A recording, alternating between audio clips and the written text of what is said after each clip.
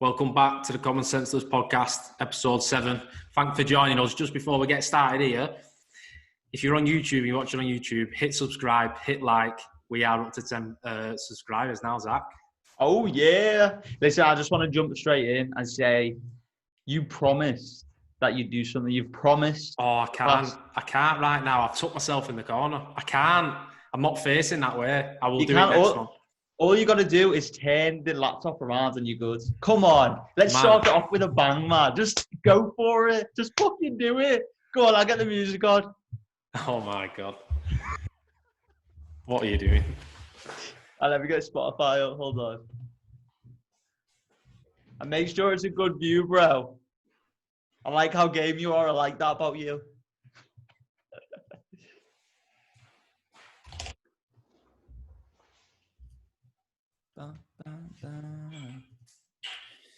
All right, Spotify's just loading. Rich is just getting ready.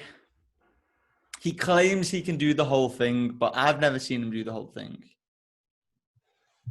We'll go there. For those of you that don't know who are listening to this right now or watching this, basically what I'm asking Richard to do is called the Sally Up Push-Up Challenge. So it's like an army song, and every single time the lyrics in the song say, bring Sally up, he's got to come up. And when it says, bring Sally down, he's got to come down. And he's got to do this for 3.5 minutes straight. Yeah, go in there now, Richard, and let's see if I can see you properly on the push-ups.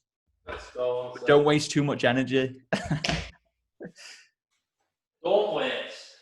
Yeah, don't, because we've not started yet. Just want to... Okay, bring up your laptop a little bit. Just a smidge. Right, well, let's go.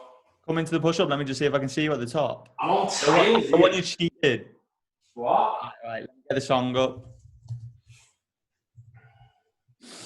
Bring Sally up, bring Sally down. I'm not doing 3 minutes, tell you now. Bro, where's the positive mindset? All right, let me turn the volume up on my computer. Okay, you ready? Alright, go on. Hold on. I want to get you right bang on it. Okay, 3, 2, 1, go.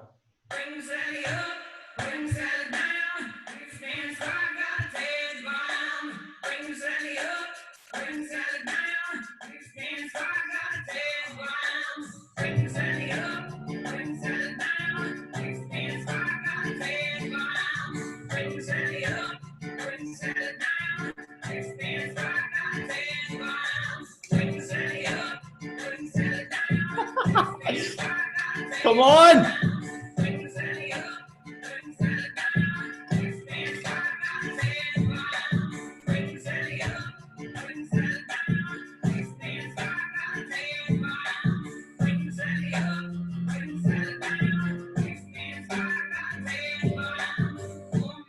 Oh, Hold it. Look at him try to cheat. Come on. You can do it.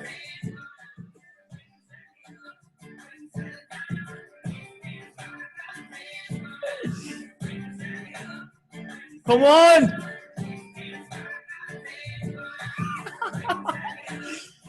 Push. Come on. Everything you got.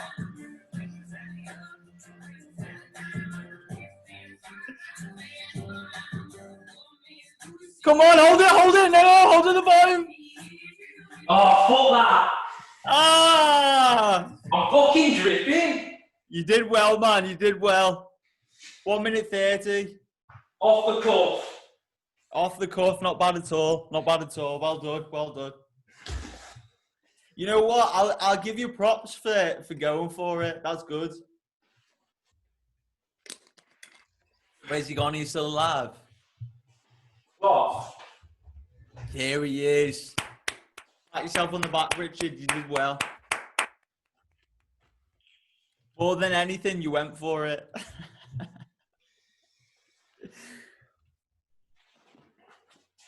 How's your chest feeling? Oh my God, I just realised you can't hear me, can you? You haven't put your headset on. Yeah. I'm just going to continue talking until you can hear me. Right. All right, you can hear me now. Yeah, brother. Brilliant. Well done. Man, pat yourself on the back. Why? You like that little pump? One sec. There was a video I watched of a podcast called The School of Greatness. Have you ever heard of it? No. It's with this guy called Lewis Howes, and he had someone called Wim Hof on it. You must have heard of Wim Hof. Man, just shut up for a minute. Let me get my breath back. I just realised I'm not recording this on my side, so don't fuck this up, bro, like you did last time. What do you mean? Look how tired you are. Bro, I think you can do 5Ks in fucking 20 minutes. Like, what's going on? Why are you so tired? Man, I'm trying to get these headphones. You've messed my system up. Have you eaten? Is that Yeah, I've just had my tea. Oh shit! Well done. It wasn't bad though, you know. I can beat it next time. Maybe I'll do it beginning of everyone. Man, last time you were here, you got like 2 minutes something, didn't you? Yeah, no. One sec, my fucking. Anyway, this guy called Wim Hof. Have you ever heard of him before? No. He's like this. He's massively into breathing. Right. And he was on Lewis Howes' podcast, The School of Greatness. And what he got Lewis Howes to do was breathe in and out as fast as he could for 60 seconds. Then on the 60th second, hold his breath. Yeah. And while he was holding his breath, his lungs were expanded, and he went down holding his breath and did as many push-ups as he could. And he like surpassed his personal best of all the push-ups he did and smashed it. No way. All connected with the breathing and everything, man. That's mad, isn't it?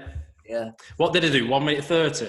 1 minute 30, man. You nearly beat Josh. What was the other one though? I did 3 minutes last time. 2 minutes something. Yeah, you did well on the last one.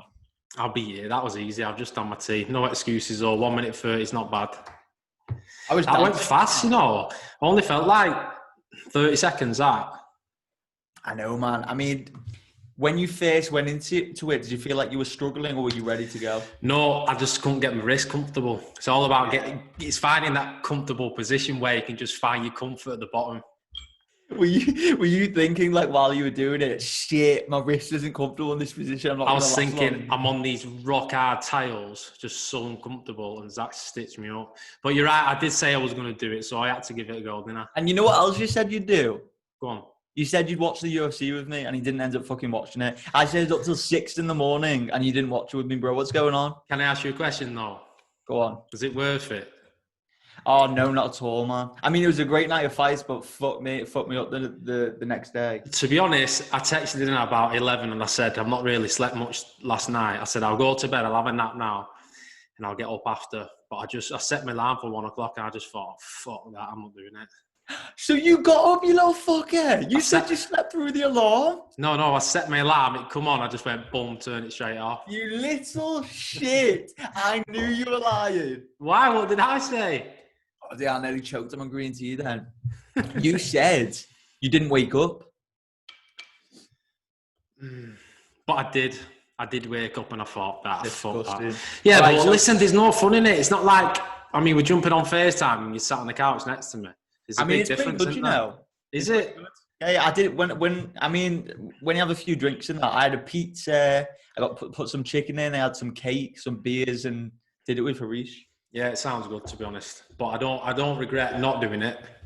I didn't envy you the day after when I was funky fresh watching it on the couch in the morning. We'll do it for UFC 251. You know, hopefully you'll be coming around for that. Yeah, fingers crossed, man. Fingers crossed. I've just got my breath back. Pumped. Do the thing, man. Take your top off and do it, go on. No way. Fucking hell, it's too early.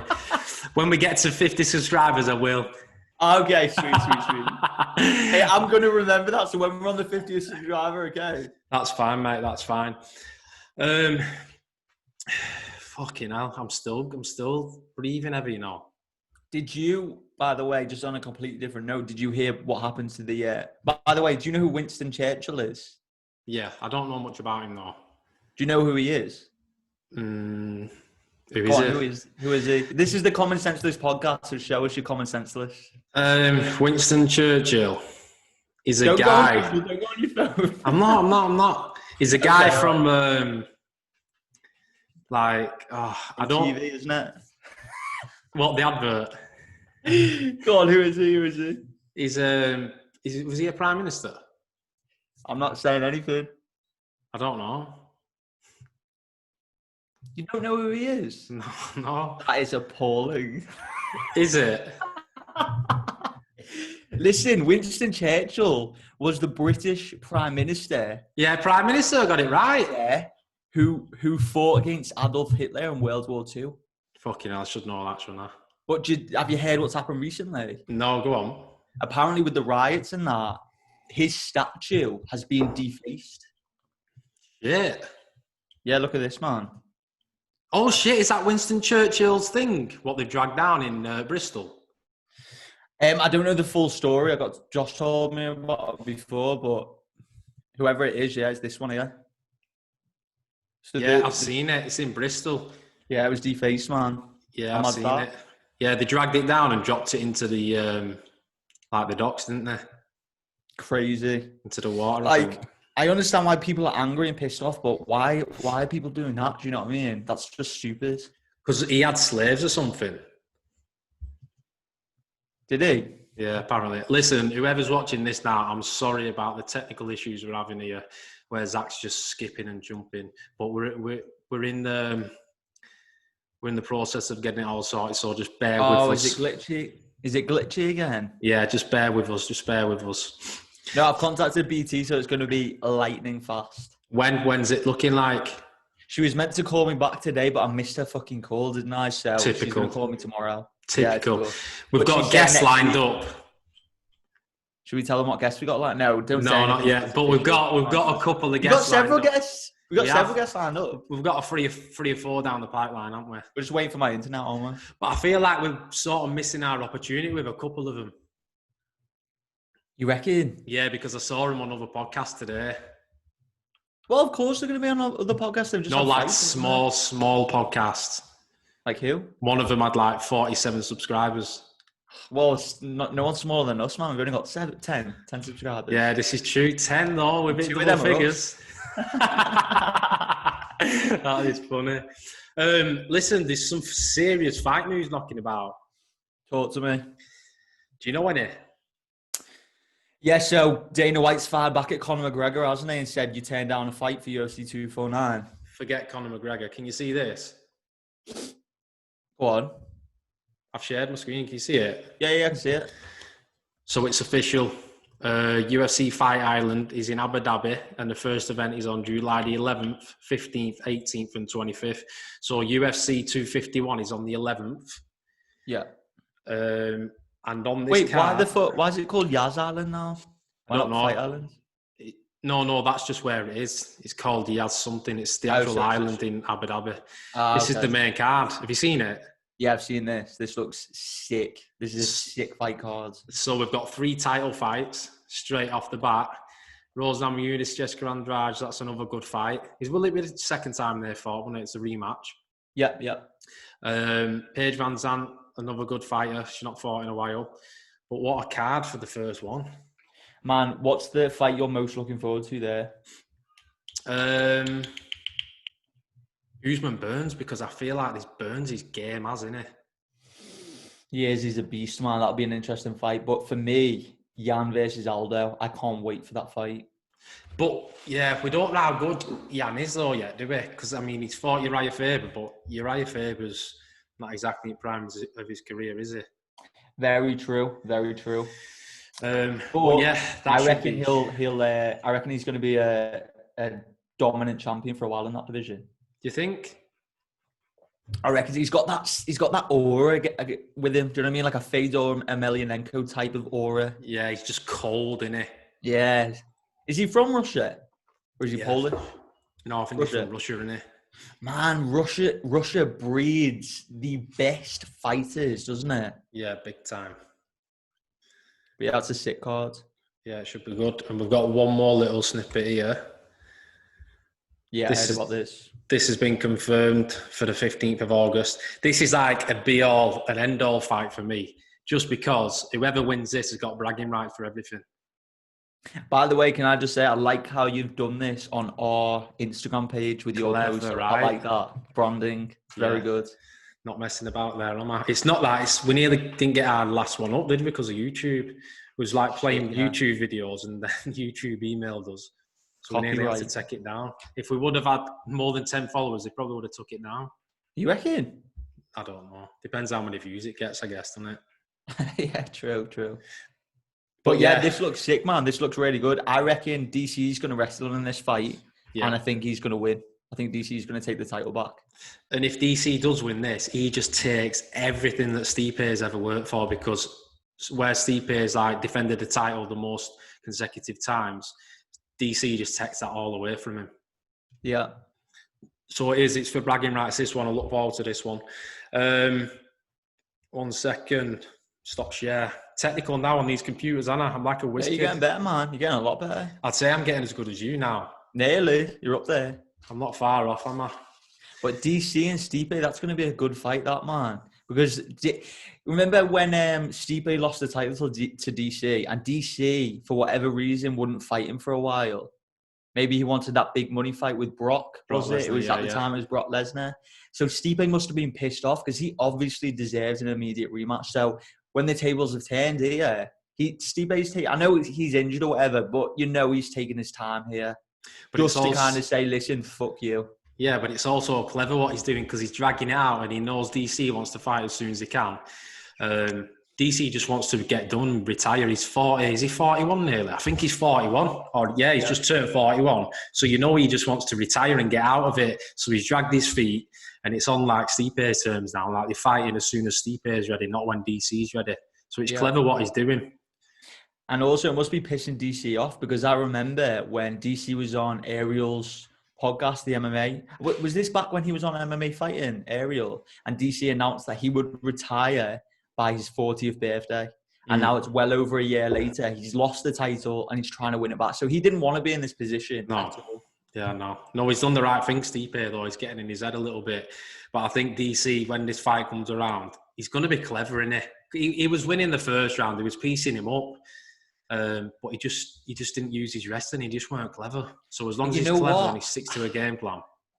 The only two people I've ever watched, I've ever Is that watched. Your Wi-Fi or what?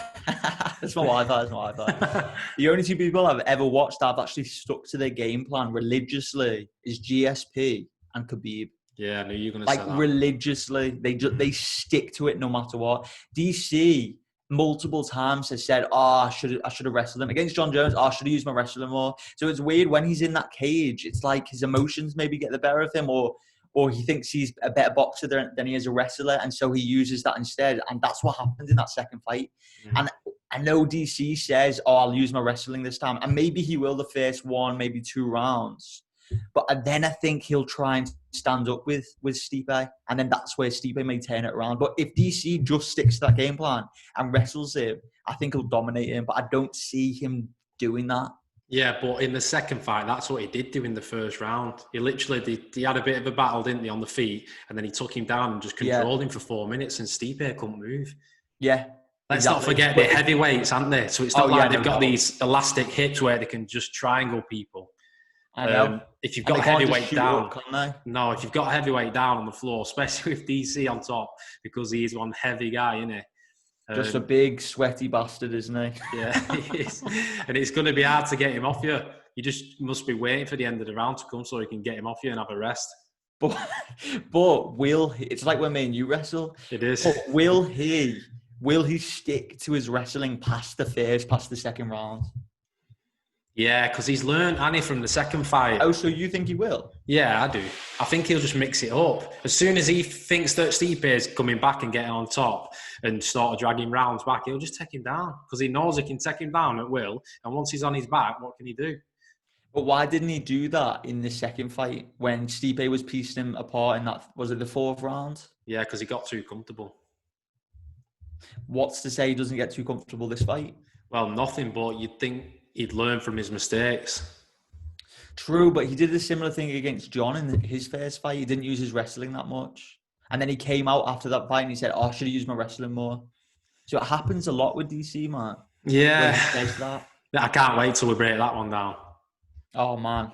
I can't wait. Literally, we'll watch Inside the Octagon with Dan Hardy. We'll copy all of his stuff and then we'll say it on here. Yeah, that's exactly what we'll do. Just keeping it real. Just keeping it real. So what else do we know?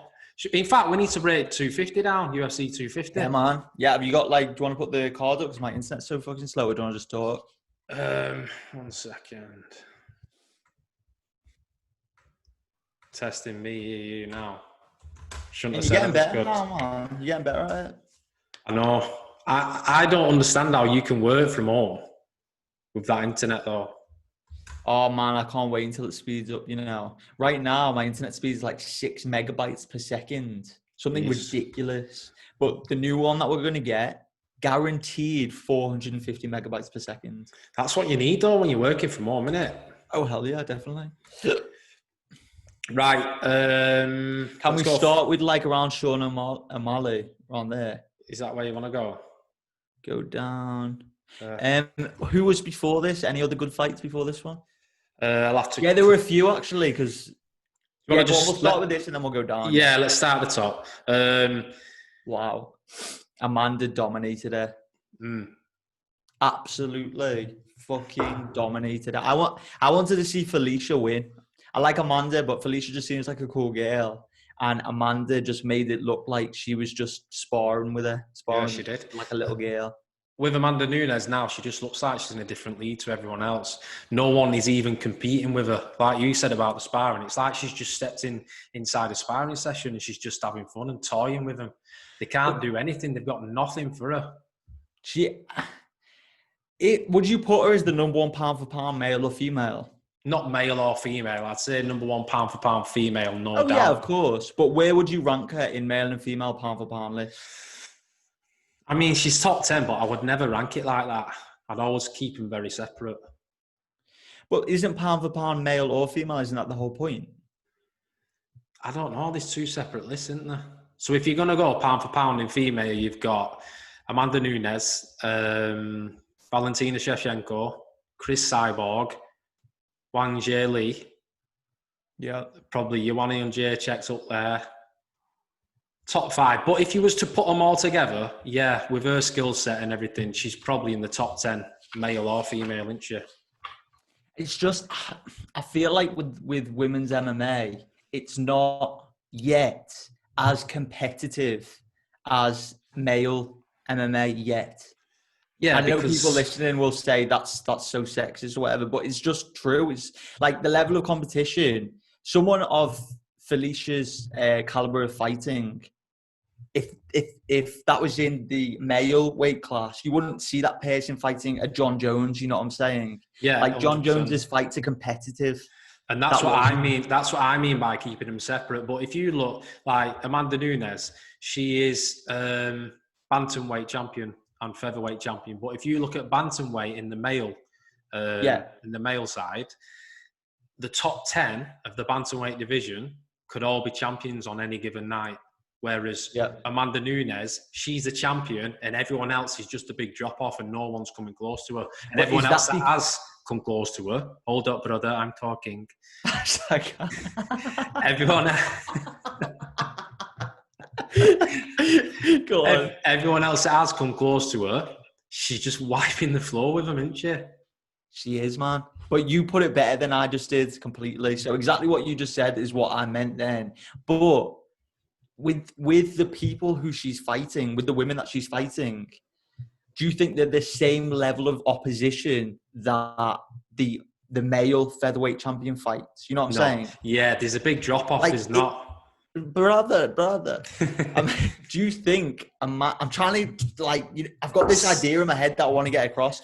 Do you think the level of competition that Amanda's fighting is super high caliber to the point that she's so incredible, or do you just think she's better than them because they're not that good yet?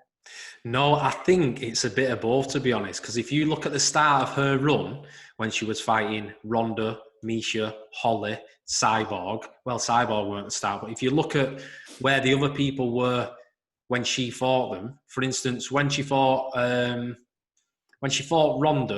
Ronda was coming back after her first loss, so Ronda still had that It factor. Ego and it factor, yeah. That she was still really good and she was good at fighting and she'd be able to get the championship back.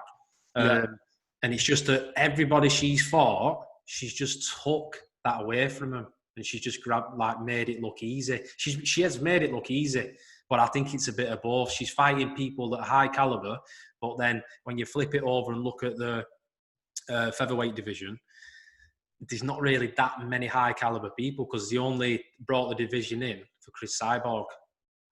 Yeah, true. You've said exactly what I was trying to communicate then so much better than me, so much more eloquently. Very good. Right, have we finished with this one? Yeah, I mean, Amanda's she is incredible. It's just I feel the caliber of opposition isn't as close to what the men's is right now. Yeah, but she's the GOAT, isn't she? Like whoever, without doubt, she's the GOAT. 100%. You know what it is with her now? She's in a league of her own. She's not competing with other people now. She's competing with herself because she's just trying to beat her own records. She forget everyone else. She's just competing with herself. Yeah, 100%. Where did I hear from that? She was going to go for a third title. Did you hear that? She wants to go down and fight Valentina. No, she'd never make 125 pounds. That's what I was thinking, so I don't know where I heard that from. No, but we can't just skip over it without mentioning Felicia Spencer. She's a beast, isn't she? Oh she's tough as nails. She took a lot of shots, what Amanda's finished people with, a lot of shots, and she got to the end.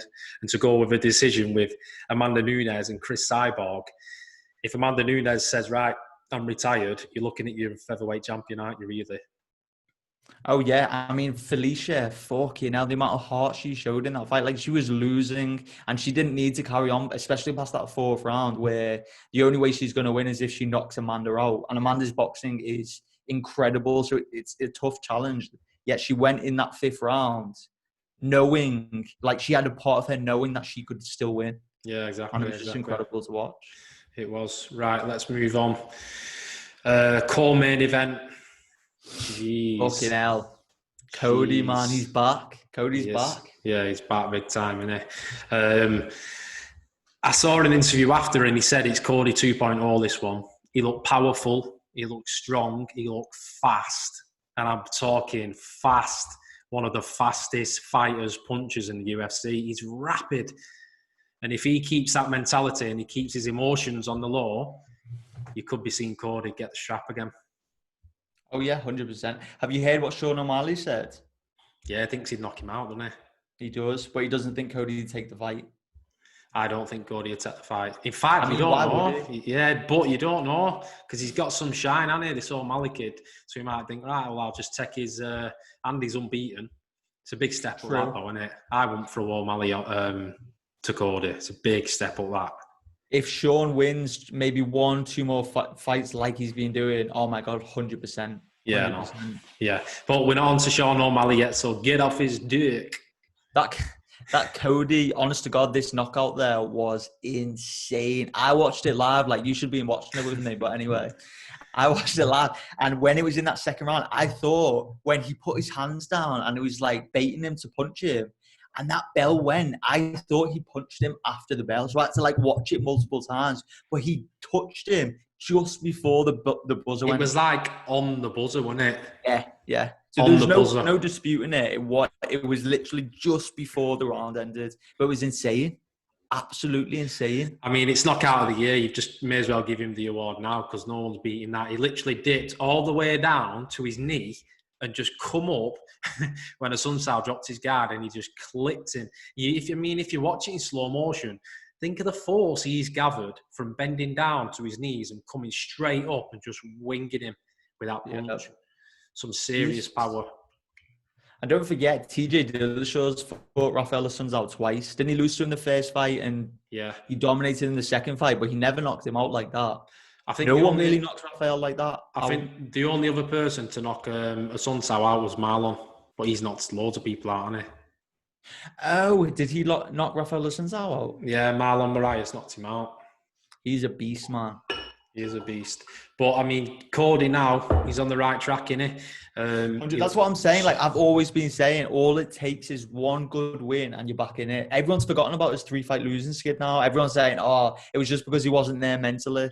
And as soon as he's had one good fight, boom, he's back in the race. Yeah, I know. Well, he is back in the race now, and he's got a name. He's got everything on it. He's a superstar. Amazing fight, amazing finish. What's the next one? Oh, Aljamain. Aljo. Go on, he's your buddy, innit? Me and Aljo, fucking we go back like this. Listen, Aljo went in there with a statement to make. He rushed forward.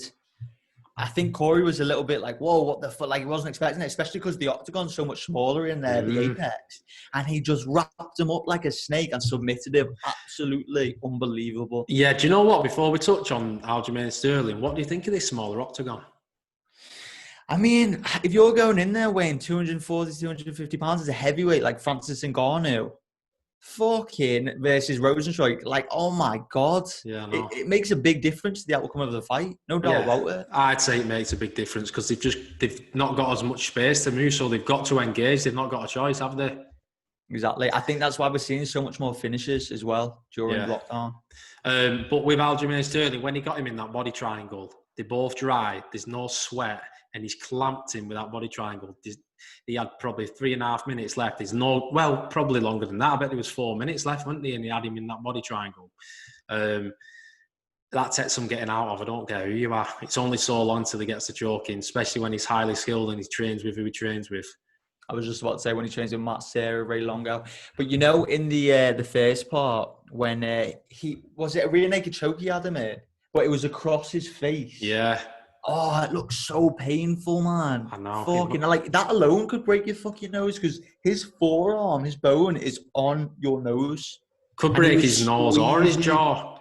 Yeah, or his jaw, exactly. Because he's just clamping on his face, isn't it? And imagine the squeeze these lads have got who are fighting at this high level when all they're doing is squeezing people every single day. Oh, no doubt about it. No doubt about it. But you know what fight I'd love to see? I know Aljo's going to get the next title shot for the winner of the Aldo versus Jan. Yeah. But I'd love to see him avenge that loss against Moraes. Yeah, so would I. I don't understand why they're all skipping Marlon Moraes because he actually got the win against Aldo. Yeah, so why are they all skipping him? I understand that, but I mean, I think Aldo beat him in that fight. Yeah, I think Aldo beat him, but I don't think Aldo should be fighting for the title. You want someone who's young. You want someone who's got character, who can hold the belt for a long time, like someone like Aljamain Sterling or Cody Garbrandt or Sean O'Malley.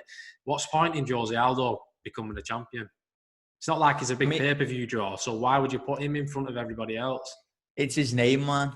He's just got a big name, Jose Aldo, one of the biggest in the sport. Yeah, but I'd rather be bringing these young ones up. But to be honest, Aljamain Sterling now, he's young crown champion for me. Oh, he's a beast, man. He's a fucking beast. He got caught in that Moraes fight. Maybe he would have won. I'd love to see the rematch. Yeah, and he's different, isn't he? Because he's good all round. He's got a mad style. He's got a cool haircut. He's got a sick beard. Yeah, and he's another superstar in the making. Again, he's got a character, hasn't he? Yeah, he does, and he's got a real gold chain as well. It's not real. DM him. Listen, when we get him on this podcast, I'm gonna ask him. I'm gonna say to him, listen, my mate Richard, he's been saying you've been walking around with fake gold. Is that real or not? And he's gonna be saying, bro, it's fucking real. I'm telling you, that is fake.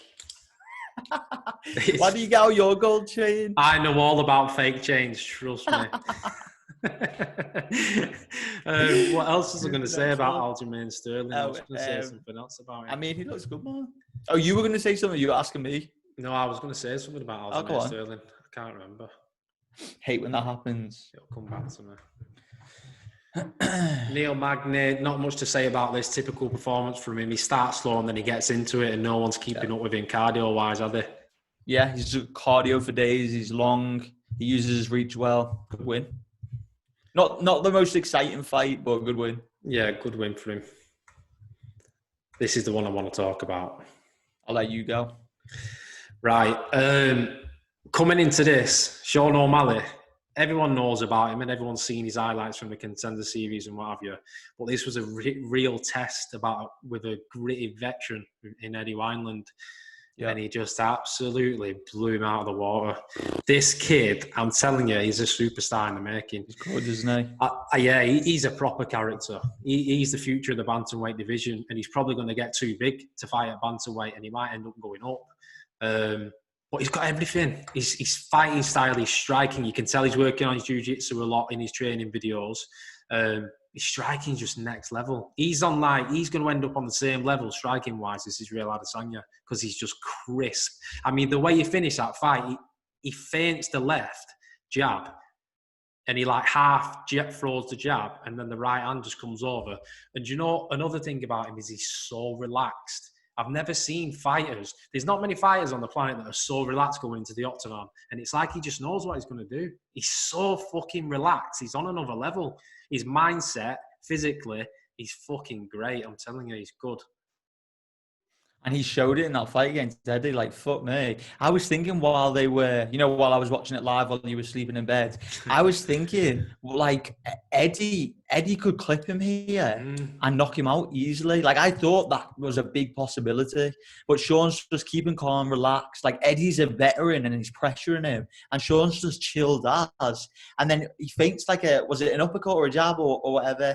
And then just comes over with the same fucking hand. Unbelievable. And doesn't rock him. He knocks him out cold, knows he's done it, then walks off straight away. Yeah, like a Mark Hunt motherfucker. He slept him, didn't he? But you look at that. You look at this stat here now. Sean O'Malley, 12-0. Eddie Wineland's had double the wins of Sean O'Malley. Double the professional wins. Like, that's saying something. He's not took a bum out, has he? He's fought a decent fighter. But I would. Yeah. I think the UFC, I hope they don't rush him. I hope they give him 2 or 3, maybe 12 months. Let him get another 3 fights under his belt and then start throwing him the dogs and the real gritty fighters like the top 5. I don't know. Yeah, probably maybe top 5. But I just hope they don't rush him. They need to build him up because he could end up being a good draw and he could end up selling a lot of pay-per-views. I love his new haircut as well. Yeah, it's cool, isn't it? Do you know why he's done this haircut? Why? Have I told you about that rapper 6ix9ine? Oh, it says Pornhub there, Does it? You've been watching? No, it doesn't. It says Pornhub, right? You fucking shit yourself. Fucking hell.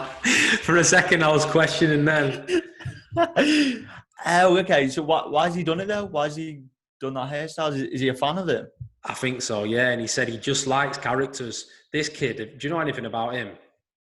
Yeah, a little bit. He ratted on some people and went to jail and then got out because of it. Yeah, so he's out of jail now and he broke Instagram Lives or YouTube Live because when he went live, he had like 2 million people watching live, and the record before that, watching live, and the record before that was 500,000. So he blew them all out the water. Holy shit! Who was the record by initially? Like Kylie Jenner or something? What record? Oh, right, I don't know. No idea. Fucking hell, I proper thought it said YouPorn then, or Pornhub. Oh, so it's not Pornhub you use, it's YouPorn. No, there's another one as well. We don't use one, We're on the internet, boy. Get whatever you want these days. Foot fetish, boy. But yeah, he looked good, man. He looked really good. Unbelievable. It's crazy how much of an improvement he's made, though, since the suspension, since before the suspension. Because I remember in that fight, he like injured his leg or something, and he was up against someone who wasn't that well known. And if the guy who he was up against had, instead of trying to wrestle him, would just try to knock him out, the other guy probably would have won that fight. But he went in trying to wrestle him. Yeah, I know. Sean's come back a year and a half, 2 years later, and he looks fucking incredible. He does. He looks good. He's just so confident and like relaxed. I've never seen a fighter this young be so relaxed. It's like he knows, but he's obviously, when he was out for those 18 months or 2 years, you can tell he's been training, he's been working hard. I actually subscribed to his channel the other day and I was having a watch of the build-up to UFC 250. And you can tell he's fighting, nothing else. Get up, train, go to bed, get up, train, go to bed, smoke a bit of weed, goes on Twitch, plays some Fortnite, plays some Call of Duty. Like, when I look at him, he's living like a sick life. He's living the sort of life I'd live if I was a fighter. I'd get up, train, smoke a few spliffs, get on Twitch, play some Fortnite, play some FIFA, go to train again in the afternoon, chill out at night, eat food, go to bed. He's living good. He is, man, and he's got that laser-like focus. Hence why he's improved so fucking much. Yeah, he has. But did you see in the post-fight interview? What he said, how he said he knew he was going to knock him out, or how he said he's got the best strikers in the UFC? None of that. How he said that he needs to negotiate with the UFC and he needs to speak about his next fight and what he wants to get, what he's worth, and what he feels that he deserves. Did you see that? Yeah. I just thought that they can sort something out, because I don't think he's asking for stupid amounts. But he just wants what he's worth, doesn't he? He's got a good following now. He's good at social media. Even when, like, you see his media days for his last fight and he turns up with his big afro, blue blazer, wide open, yellow scarf on, yellow glasses on. Like, he's got it all, hasn't he? And he knows. Yeah, he's got that star power, doesn't he? He's just different. And I think people are drawn to him because he's so different. Like, he dyes his hair 5 or 6 different colours. He's just different, isn't he? And people are attracted to people like that. He draws people. And also, yeah, exactly. And also Dana and all the UFC owners, they must be looking for kids like Sean who have got that X factor about them, something different, and who are also good fighters. And he's got that. But he said in the post-fight interview as well, the numbers he's been doing for his social media, the fight week, he said it's like this fight week was about me and I was a main event. He said, I just want what I'm worth and I just want what I deserve. Nothing stupid. I know I'm still new in the game, but I hope they can work something out so we can fight again. How much is he getting paid right now? Do you know?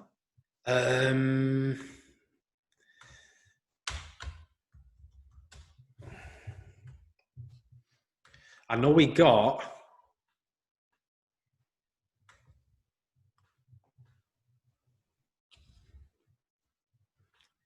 He got a bonus, didn't he?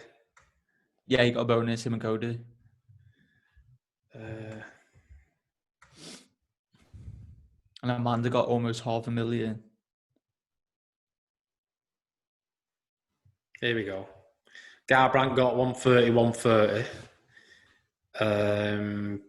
Sterling 40. 76. O'Malley 40. See, it's not a lot, that is it? 40.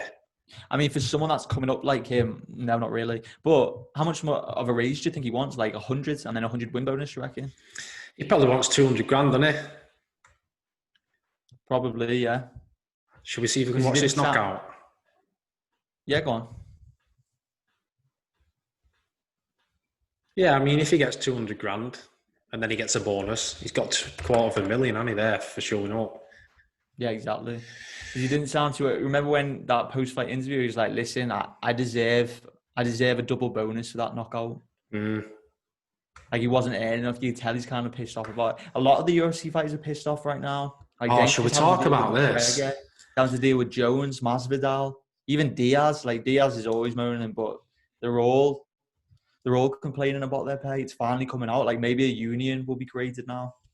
What do you think of all this? Let's start with McGregor's situation first, because I don't think it's about the money with him. What do you think it's about? The guy's got enough money for his whole family and the generations of family to wipe their ass with £50 notes. So I don't think they're worrying about that. I think he's just frustrated because he made a big deal of saying this is his 2020 season and he's going to fight 3 times. And all this has happened now and he can't fight. And now they're saying that Justin Gaethje and Khabib is going to get moved to September. So if he waits for the winner of that fight, you're looking December, January the next time he fights. So I think he's just pissed off. And like he said in an interview, nothing's exciting him at the minute. He just seems to be waiting. I know. And did you see what Dana's recently said? Go on. You read it on a MMA fight, and he said, like, for the first time ever, Dana's always praising Conor. He's like, he's never turned down a fight, yada, yada, yada. And I've seen it. Obviously, there's bickering going back and forth. And Dana's had, like, listen, you turned down Tony Ferguson, UFC 249. He said, I'm not a replacement fighter, didn't he? That's interesting, that, isn't it? Very interesting. He's never said. Ever. That's a different mindset. Yeah, exactly. And he's never, ever said Conor's turned down a fight. But now, all of a sudden, he's saying it. Saying, listen, publicly, you turned down a fight. But I don't think it's the money at all, the money. I think he just wants to fight Khabib. And because he's not getting that, and he's nowhere near that, like, he has to wait, like you say. He has to wait to fight the winner of Gaethje and Khabib. But if he wants to fight 3 fights, he's already fought Cerrone. He could fight another one and then fight the winner of Gaethje and Khabib and potentially be the replacement. It's a funny one, isn't it? But I just think he wants to fight me, to be honest. But the Masvidal one's a bit different because to me, Masvidal, he's not been a superstar forever. He'd become a superstar in the last 12 months. So it's not like he's been getting paid millions and millions and millions every time he fights. He got paid a lot of money for the Nate Diaz fight, and I don't think he's been paid that much money for all the other fights. Don't get me wrong, he'll make good money, but he's not got that retirement money. So I think he needs to be cautious in what sort of battles he's choosing with the UFC, because as we saw at the beginning of the podcast, Kamaru Usman now is fighting Gilbert Burns because Gilbert Burns isn't moaning about money. He's saying, I want my title shot. So now Masvidal, he's lost his chance to fight for the title, whereas if he would have fought for the title and won, then he can negotiate because now he's a superstar with an actual UFC strap around his waist, whereas he's lost that opportunity now. Well, Gilbert's coming into it for different reasons, isn't it? Gilbert's coming in because he wants to be known as one of the best MMA fighters of all time. Jorge wants to get paid, but you got to look at it from Jorge's point of view. Yeah, he's been fighting for years. Like, he goes back to Kimbo Slice days. He was on Kimbo's team, wasn't he? Yeah. And now all of a sudden he's finally, like, for that Diaz fight, he's finally getting paid what he's worth. So he's got a taste of it, and he doesn't want to go back to what he was paid before that. So you can understand he wants to make the big money now because he's had a taste of it. He doesn't want to go back to those tiny little paychecks because at the end of the day, he's been fighting for years, and every time they enter that octagon, they're literally risking their lives. Yeah, I know, but the problem he's got is he can't make these decisions. Like, Dana's come out and said that he signed a new contract 8 months ago and he was happy with it at 7 or 6 or 7, maybe 8 fight deal 6 months ago, 7 months. God, I'm saying a lot of numbers here. I'm confusing myself. Was it 6, 7, 8, 9? I don't know. So if he signed a contract 7 months ago, why is he coming back now saying, I'm not happy about this? He's probably found out what others are getting paid. Yeah, but you've seen loads of people have tried to do it this way and it never works for him. Yeah. But John Jones, on the other hand, he's making foot you money, isn't he? If he's making $5 million a fight, he's been making foot you money for a long, long time. Even if you look at the first time he fought DC and how big that was. So he's probably got enough money to retire. That was fucking disgusting. It's a good job you can't smell through microphones, mate. No, I understand what you're saying, but obviously Jones is the GOAT. So he should technically be getting paid, be the highest paid athlete. Yeah, I technically. agree. But that's not how it works. It's an entertainment business. So the person who's most popular, i.e. Conor McGregor, Izzy's going up there, they're going to start getting paid the biggest money. Because at the end of the day, UFC make their money not on how good you are as a fighter, but how many people buy your pay-per-views, how many people are watching it. So the more people that watch, the more they get paid. It's like, you understand it. But Masvidal, he doesn't draw the same numbers that Nate. Maybe that fight was as big as it was because he was fighting Nate Diaz. You know what I'm saying? If Jorge was to fight Kamaru Usman by himself, I don't think that would do anywhere near as good. You know what I'm saying? Like, these fighters, like Kobe Covington is doing the same thing. He thinks, like, don't get me wrong, they're huge stars, but they see how much people like Jones are making and McGregor's making and all these people making millions per fight, and they think they should be earning it. Yeah. But the truth is, do the numbers say that they should be making it? That's what the UFC's argument is. Yeah, no, I agree with you. Because like you said, we don't actually know if George Masvidal was a big draw or if Nate Diaz brought in the numbers. We don't know that until George Masvidal fights someone like Usman. So then he should, if he believes that it's him that brings in the numbers and he knows he's getting a cut of the pay-per-view because he's fighting for a title, why don't he just bank on himself and say, right, well, I'll take this fight because I know that I'm going to make my money back on the pay-per-view anyway. It's momentum though, isn't it? Because if he loses that fight, he loses all his star power. Usman's a hard fight for him. Yeah, he's a hard fight for A anyone. really hard fight. He's a hard fight. Who are keeping you up there? I'm crushing you now, fucking hell. Usman, yeah, but that's the thing about Gilbert. I think it's just got the fucking light off in here. That's the thing about Gilbert, though. He believes he's the best, so he doesn't give a shit. He'll fight anyone, any day. No. This light is awful. It makes my beard look pubic as shit. Do you know you've got a beard like? No, I'm gonna fucking turn it off. Go on. Sean O'Malley. Oh, fuck off. He's a good fighter, but he grows a beard like a fucking 8-year-old girl. I swear to God, you have got the same beard as Sean O'Malley. Oh, man. I'm shaving this off tomorrow, I've decided. Oh, don't. I'm shaving this off. I'm going to do a fade on the sides. Look, that's literally you. Same beard as you. Fucking hell. No, that's an awful beard. But he's making that joint look nice. Yeah, he is. Did you see Emery Cejudo was on Rogan today or yesterday? What did you say? It's quite good, actually. I've only watched about half an hour of it, but he says to Rogan, "Where's the weed at?" Did he smoke weed with him? Yeah, and then they both ended up sparking a joint. That is sick. Literally, Rogan would be one of the funniest people to smoke weed with, wouldn't he? Look at his beard, though. It's exactly the same as yours. Oh, fucking hell.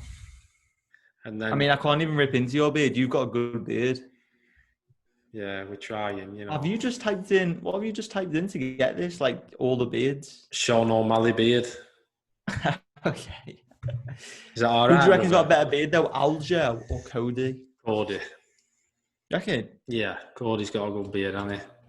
I feel like Cody suits it without a beard, though. I feel like he looks better without a beard. I mean, this is a gay conversation, but I feel... Wait, I'm going to put in on it. Gay. I'm going to put in on I it. was just going to say, listen, no homo, but he looks better without a beard, I reckon. No, I think he looks good with stubble, short stubble, just lined off with his hairline and then lined off with his tattoos on his neck. Nice. Yeah. That's what I want to do with this. Just shave it all off and show my stubble, you know what I'm saying? Because this looks like I've fucking glued pubes to my face. Ginger pubes at that. I thought it would get past that point, you know what I mean? But it's just not. Just getting longer. Don't worry. Don't shave it off yet, though. Keep it going. I've got to, man. I've got to. I'm going to FaceTime you after and I want a proper close look at it. Man, I'll show you. And when you go like that, yeah, it just makes it look so much worse. Yeah, Can you see that? Oh, fuck. Fuck you. At least yeah. What's the one after the Sean fight? Who we got next? Oh, yeah, shit. There's me thinking we're done. 1 second. Let's have a quick look. I've gone off it, haven't I? UFC 250. You fucking idiot. Yeah, Henry wants to fight Volkanovski, doesn't he? Yeah, he said so, but they're not going to give him that fight. There's no chance. I mean, they didn't give GSP Khabib, did they? No. Right, let's have a look. Coming in hot. Let's have a look. God, this has gone longer than we thought, this, hasn't it? How long's it been? I don't know. Right, prelims, Alex Caceres, Chase Hooper. Can I just say, Chase Hooper looks like a fucking 8-year-old boy. Listen, he's coming on the podcast next week. Don't be sly. I'm sorry, but he's... Listen, he's good and he's got a good ground game potential, but... Listen, Chase, just like Back to the Future, when I show you this, I didn't say that Richard did okay. I like you, Chase. Chase, listen, I think you've got good potential, but at the end of the day, you're not ready. Oh, look at you, fucking licking his ass now. Get your nose on his ass. I'm licking his ass. I just said he's not ready for the UFC, and he's not. Listen, if he come on the podcast, I would say to him, "You're not ready for the UFC." Would you? Yeah, I swear to God, I would. Bullshit, you'd say that. I swear to God, I would. I'd say with all due respect, you up like a snake. He won't. He's a weasel. I'd break him in half. I'd just fucking lie on top of him. Listen, don't let his appearance get away from the fact that he's fucking game to fight. Like, he went in there, his stand up is not good, and he can't really wrestle that well. But he's pretty good on the floor. This is what I'm saying. I just don't think he's ready for a UFC caliber fighter like Alex Caceres, who's got a lot of wins in the UFC. He's fought every type of fighter. He's good all rounder. He's just not ready for that caliber. He needs to go away. Like the problem is with young kids like this, he's learning on the job. And he's getting thrown in at the deep end. But that's part of the game. When you go in 20 years old, it's part of the game, isn't it? And if you had a shot at 20 years old to go in the UFC, you'd obviously take it, wouldn't you? I don't know. It depends who you're being advised by. If I was being advised by you, I'd have to, and then I'd end up with no career. That was funny. But can I just say something about Alex, my boy Alex? You know what I really like about him? He's just a fucking cool, groovy guy. You know what I mean? He reminds me of one of those guys from like the 1980s, just proper hip, proper chilled. And when he goes into fight, like that fight, you tell he was just enjoying himself. Yeah. At one point, he had Chase rocked. Like Chase was hurt, man. First and he round. just backed off.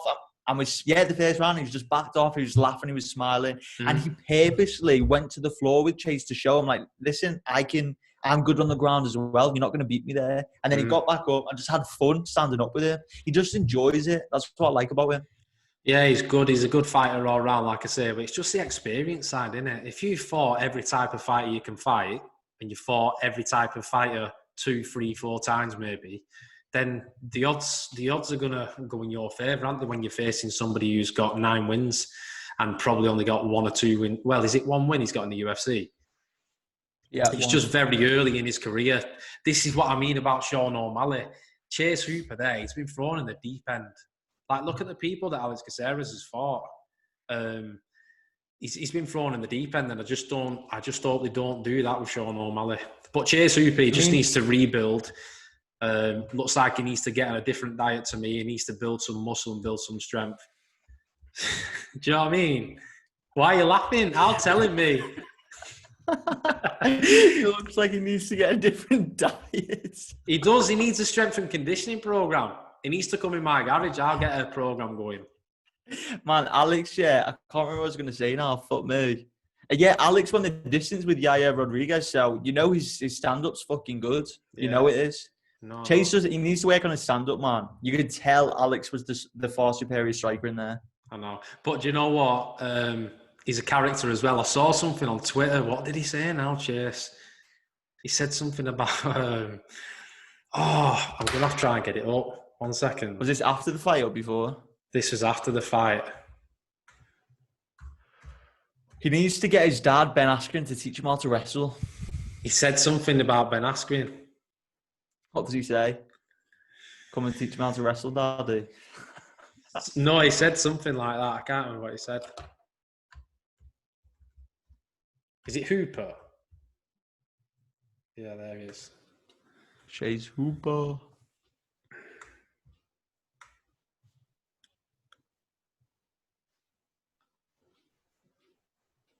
Oh, here we go.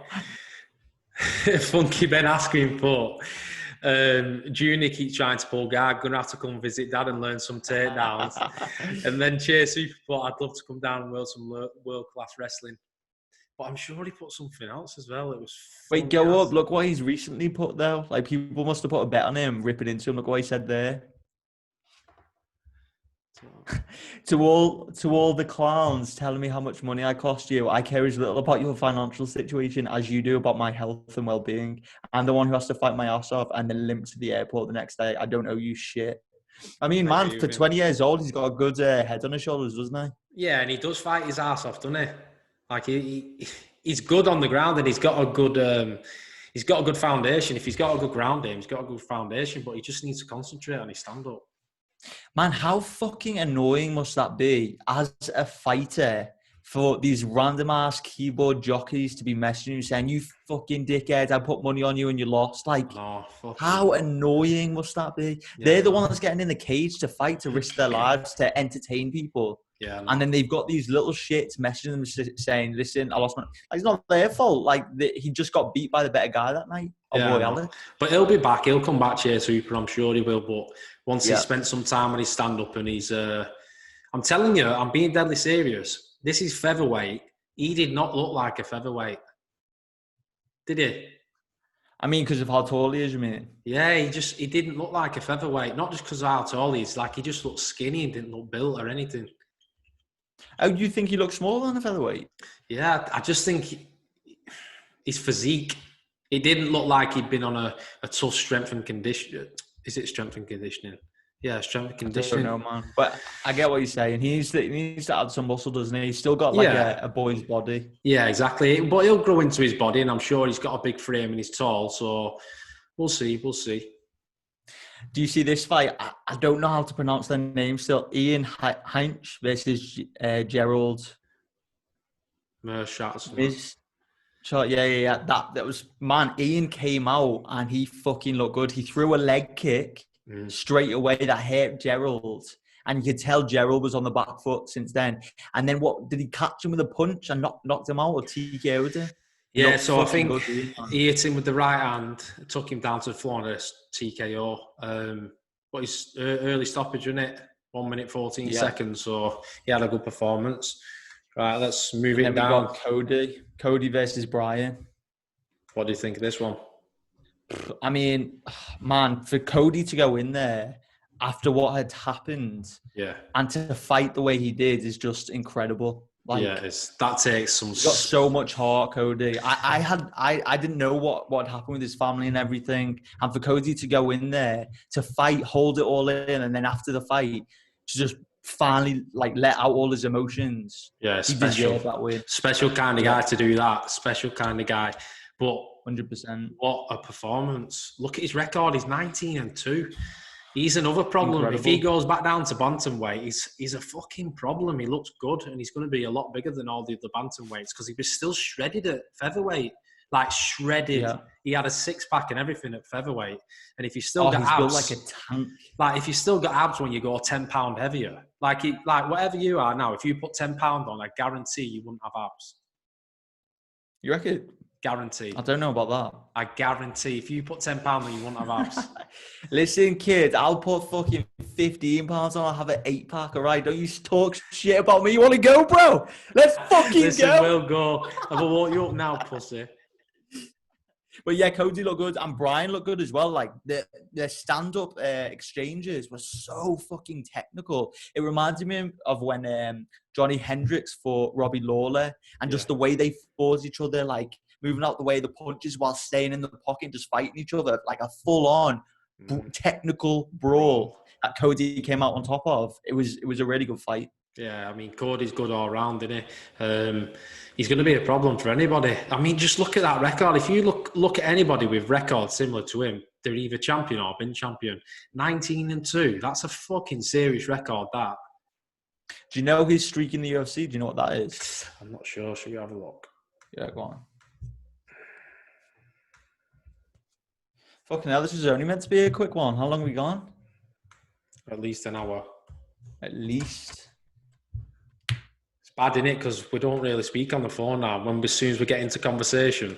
As soon as we get into conversation. Save it for the podcast. Go on Sharedog. Sharedog will have it. Scroll down. You'll see Sharedog somewhere. Just go on Wikipedia. Yeah, Sharedog. Oh, okay, I always go on Sharedog. Here we go. He's fought Aljamain Sterling. Yeah, he lost to Aljo. Did you know that? You mentioned that last podcast, didn't you? Yeah, I think so. That's who I remember him fighting. I remember him fighting Brian Caraway. I remember that. It was a very close fight. Yeah, it was a close fight, that. So he's only been in the UFC since 2017. So he's been in the UFC for 3 years.